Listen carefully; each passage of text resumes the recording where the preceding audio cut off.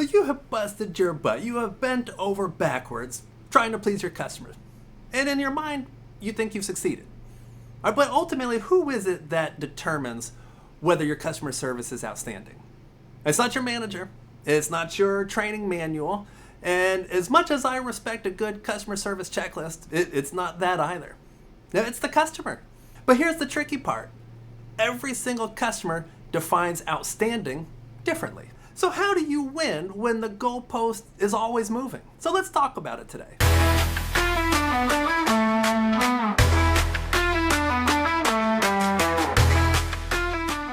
So this question is backed by some compelling research. Now, according to a recent Salesforce study of 15,000 customers across 6 different countries, 88% say that the experience a company provides is as important as its products. But here's where it gets interesting. Only 29% of companies can accurately predict what their customers actually want. So your customers control the definition of excellence. And most organizations, they are guessing wrong. McKinsey's latest research reveals that 71% of customers expect personalized interactions, and 76% of them get frustrated when they don't receive them. But here's the challenge. Personalization, now that means different things to different people. Accenture studied over 25,000 customer interactions and found that identical service delivery resulted in satisfaction scores ranging from 2 to 10, depending entirely on the individual customer context. Now, I have witnessed this principle firsthand during a recent client engagement. Now, there was the same associate, the same service protocol, the same 3-minute interaction time. Now, customer A, they rated the experience a 9 out of 10. Said they understood exactly what I needed and delivered it. Customer B rated it a 4 out of 10. Said they felt rushed and impersonal. So this isn't operational inconsistency. It's human psychology. And the data proves that organizations that acknowledge this reality outperform their competitors by 23% in customer lifetime value. Now, a lot of businesses build their training programs, their systems, and their scripts for what they call the average customer. But here's the problem. The average customer doesn't exist. It's a mixture of traits that don't really belong to any real person. And so when you try to serve the average, you risk now underserving everyone. Now think about this, a self-checkout. Right? Now that's perfect for tech-savvy millennials grabbing snacks, but it might overwhelm elderly guests who they just want a little kindness and a little guidance. Neither customer is wrong. It's just that their expectations are simply different. And the companies that win, they build flexibility into their service culture so that their teams can meet people where they are. So let me share a data-backed example from the hospitality industry. So Marriott, they implemented what they call situational service protocols across 500 different properties. So here was their approach.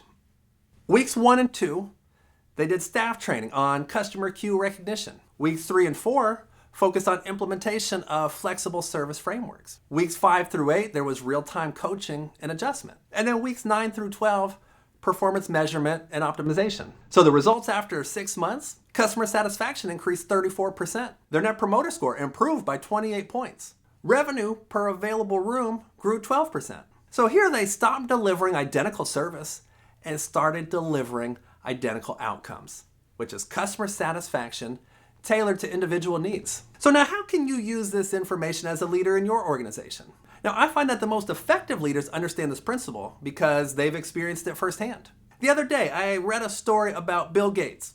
He was working customer service shifts for his daughter's new startup company. Now his goal here was to understand the customer experience from the inside out. Now Howard Schultz, he regularly worked barista shifts while leading Starbucks. And those experiences directly influenced store design, workflow optimization, and training development.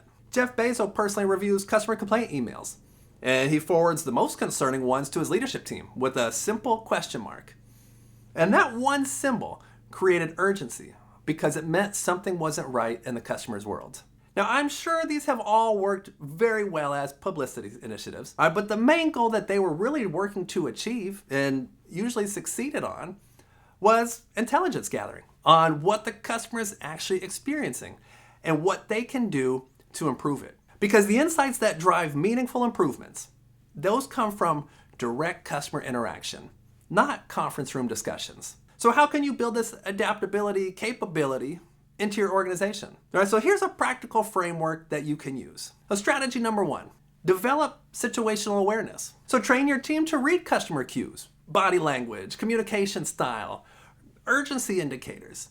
All right, this data informs service customization. Strategy number 2, create flexible guidelines. Replace rigid scripts with frameworks that can be adapted. Give your teams the tool to adjust their approach based on the customer interaction and based on their needs. Strategy number 3, enhance your feedback collection. Move beyond just satisfaction scores and start asking questions like, what would have made this experience ideal for you in your specific situation? Strategy number 4, leadership immersion. Regularly engage with your customers. Take support calls, observe service delivery, handle some of the escalations. And strategy number 5, empower decision making. Give your team the authority to customize the experience within defined parameters. So I will tell you that excellence very often happens in those judgment calls. So look, the reality is that you and your team, you could give 100%. You could follow the playbook perfectly, and you could still come up short in a customer's eyes. We're all human, okay? And we aren't going to be perfect. But if we recognize that every customer that walks into our business, they have their own story, they have their own expectations, and they have their own definition of what outstanding is going to look like. And we work to build a connection instead of just going through the motions.